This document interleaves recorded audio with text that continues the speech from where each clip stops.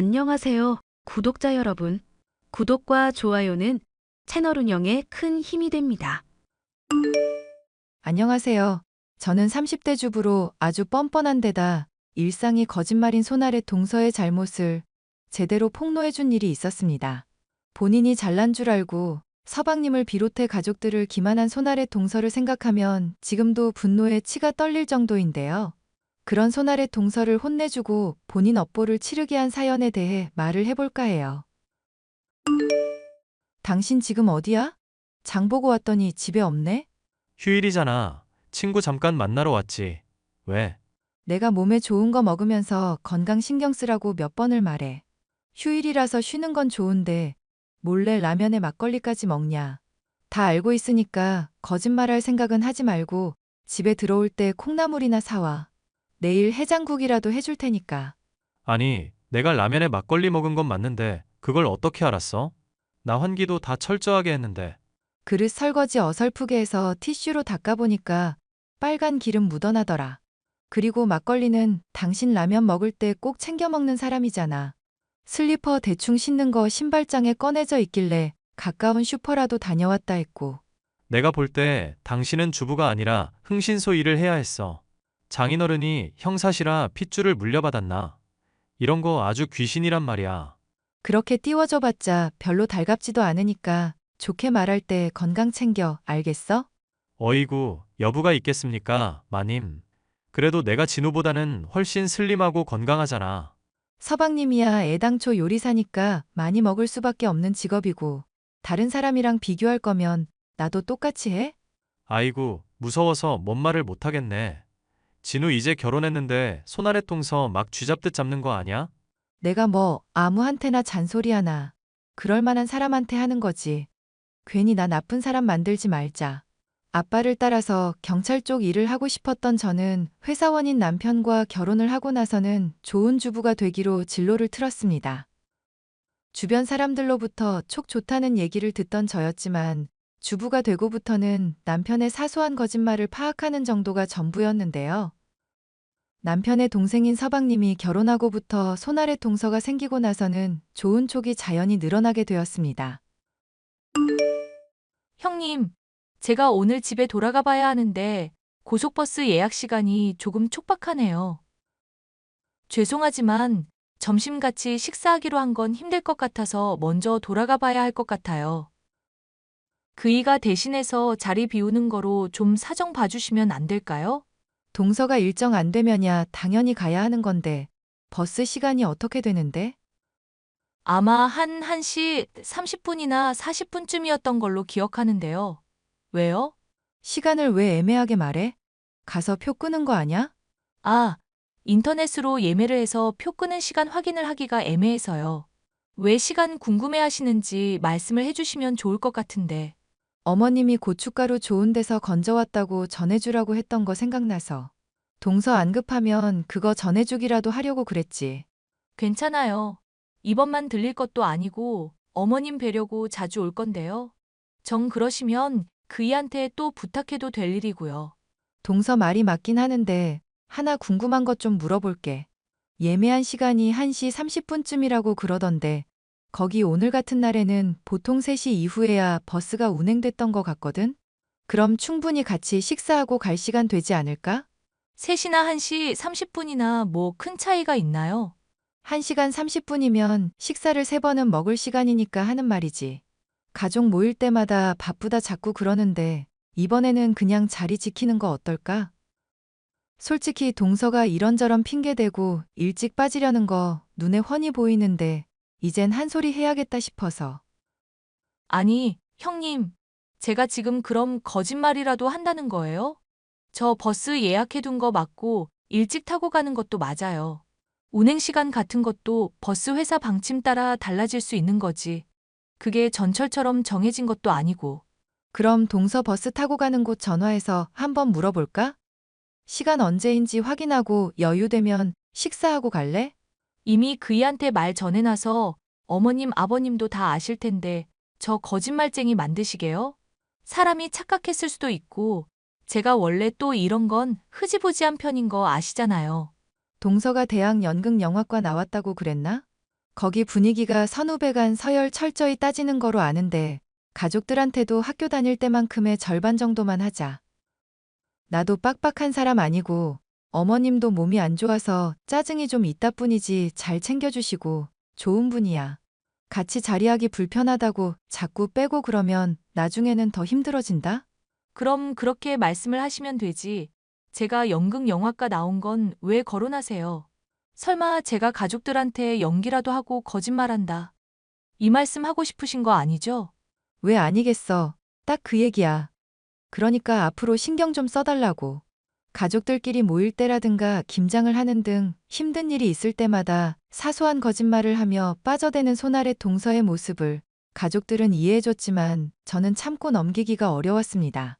빤히 보이는 거짓말을 지적해도 매번 같은 잘못을 저지르는 손아래 동서의 모습에 한숨이 나올 때가 많았는데요. 이런 손아래 동서의 거짓말로 힘든 것은 저만이 아니었던 모양인지 서방님이 어느 날인가 고민을 상담해왔습니다. 형수, 제가 형한테는 이런 말 해봤는데도 소용이 없어서 얘기를 드리는 건데요. 아무래도 집사람이 저 몰래 바람을 피우는 것 같아요. 동서가 바람을 피우는 것 같다고요? 서방님이 그렇게 생각하시는 이유를 여쭤봐도 될까요? 확실한 건 없어서 아직은 잘 모르겠어요. 뭔가 이상하다 싶었던 거 사소한 거라도 말씀해 주세요. 그런 게 또 단서가 되는 경우가 있으니까요. 가령 핸드폰 같은 거 제가 궁금해서 뭐 하나 보려고 하면 신경질 내더라고요. 사귈 때는 재미있는 거 있으면 먼저 보여주던 사람인데 그러는 게 이상해서요. 또 저랑 같이 본 영화 아닌데 착각하는 때도 있었고요. 그래요? 확실히 그것만으로 단정 짓기는 모호하기는 한데요. 솔직히 가족들끼리 모일 때도 저 남겨두고 맨날 먼저 빠져나가는 것도 이상하지 않습니까? 말로야 엄마 잔소리가 힘들어서 그렇다는데 엄마 없을 때도 내빼는 것도 한두 번이 아니고요. 동서가 좀 자주 빠지긴 했죠. 형수, 제가 지금 의처증인 건 아니겠죠? 저 요즘 일도 안 잡혀서 요리하다가 실수하고 손가락까지 칼에 베이고 아주 난리가 납니다. 밤새도록 일하고 늦을 때면 집에서 다른 놈이랑 놀아놨었으려나 싶고 오만 생각이 다 들어요. 별일 아닐 수도 있으니까 우선 진정부터 하시고요. 만약 진짜라는 거 밝혀지면 어떡할지부터 생각을 하시는 게 좋을 것 같아요. 아직은 애도 없으니까 이혼을 하든지 해야 하지 않겠습니까? 그래서 말인데 형수가 좀 도와주시면 안 될까요? 촉도 좋으시니까 이런 일도 잘하실 것 같아서. 평범한 주부로서 내키지 않는 기분이었지만 손아래 동서가 평소 마음에 들지 않았었던 것과 서방님의 간곡한 호소에 마지못해 수락하게 됐습니다.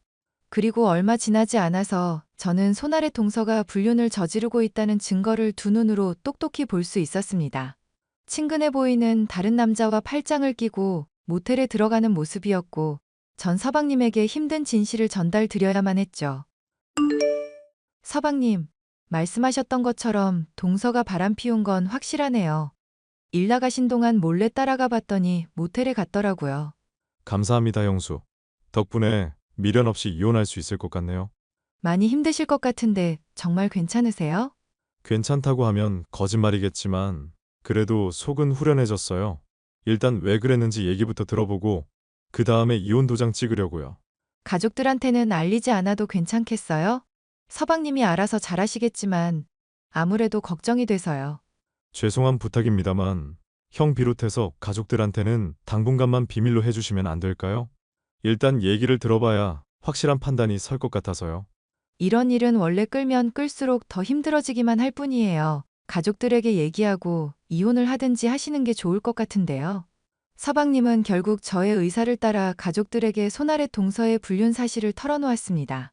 양가 집안은 난리가 났고 당연히 손아래 동서는 이혼을 당할 거로 생각했죠. 하지만 손아래 동서가 가족들에게 눈물로 호소하고 반성을 하는 모습을 보인 덕분인지 서방님을 비롯해 그 누구도 이혼에 찬성하는 사람은 없었습니다.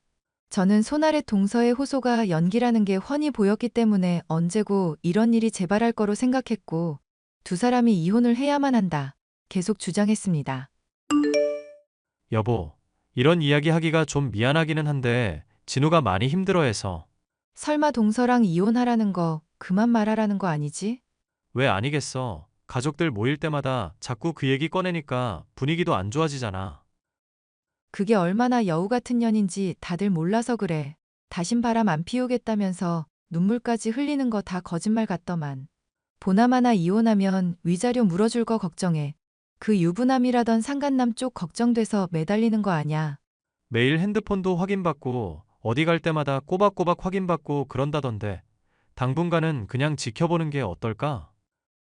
핸드폰 확인받는 거야 기록 같은 거 지우면 그만이지. 어디 갈 때마다 확인받는다고 쳐도 눈앞에서 감시하는 거 아닌 이상 모를 일이고.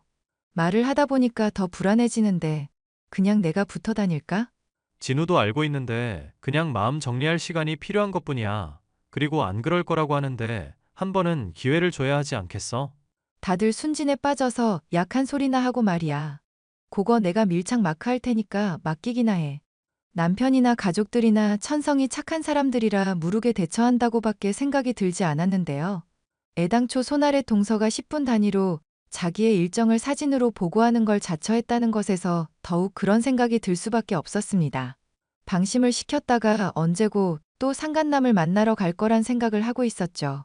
당장에야 잠잠하지만 언제고 사고를 칠 거라고 예의주시한 지 1년여쯤 지났을 때 몸이 좋지 않아 요양병원에 계시던 시어머니가 임종을 앞둔 문제가 생기게 되었습니다. 동서, 어머님, 지금 아주 편찮으시다는 소식 전해 들었지? 서방님은 지방에 재료 보러 갔다가 지금 올라오고 계신다던데 같이 올래? 아니면 따로 올래? 어머님 아프신데 제가 지체할 수 있나요? 저도 당장 병원 가볼 생각이에요. 너무 늦지 않게 왔으면 좋겠어. 동서 이런 일 있을 때마다 항상 늦어서 내가 걱정돼서. 저 많이 달라진 거 아시잖아요, 형님. 어머님 마지막이 될지도 모를 순간까지 제가 늑장 부리진 않을 거니 걱정하지 마세요. 이따가 도착하기 전에 미리 전화해줘. 나는 곧 도착인데 상태 보다가 동서한테 무슨 일 있으면 얘기할게. 손아래 동서 역시도 임종을 앞두신 시어머니를 두고 헛짓거리를 하지 못하겠지 생각하던 중 어머님은 가족이 다 모이기도 전에 임종을 맞고 말았습니다. 이를 가족들이 모인 단톡방에 전했는데도 손아래 동서는 여전히 어머님이 있는 병실로 오지도 않고 아무런 반응이 없더군요. 연락해도 받지 않는 모습에 대체 이게 뭘까 의심이 되어 저는 남편에게 말을 해 양해를 구하고 차를 몰아 상간남과 손아래 동서가 관계를 맺었던 모텔로 이동했습니다. 어머님이 돌아가시는 심각한 날, 무슨 핑계를 댈지는 모르겠지만 이런 날이야말로 오히려 불륜을 저지르기 좋다고 생각하는 게 아닐까 하는 기이한 직감 때문이었는데요. 아니나 다를까 저는 상간남과 모텔에 들어가는 손아래 동서를 목격할 수 있었습니다. 동서, 어디길래 이렇게 도착이 늦어? 어머님 돌아가시는 마당에 마지막 못 지켰으면 빨리라도 와야 할 거 아냐. 서방님도 지금 지방에서 거의 다 올라왔다던데 마중이라도 하러 간 거야? 아니요. 그 이 마중 때문에 이러는 게 아니라 제가 너무 충격이 커서요. 어머님이 힘드셨던 게 제 잘못인 것만 같아서 택시 타고 가다가 많이 울었거든요. 그러다 탈진을 했는지 정신을 차려보니까 지금 응급실 아니네요. 다행히도 기사님이 바로 데려다 주셨어요. 정말 고마우신 기사님이네. 전화번호 알려줘. 따로 사례라도 해야겠다. 아니요. 정말 선의로 한 거라면서 안 알려주시더라고요. 그보다 제가 지금 당장이라도 거동해야 하는데 몸이 이래서 어떡하죠? 의사 말로는 적어도 1시간은 넘게 정양해야 한다고 해서 시간 좀 걸릴 것 같아요. 동서, 어머님 돌아가신 게 많이 힘든가 봐?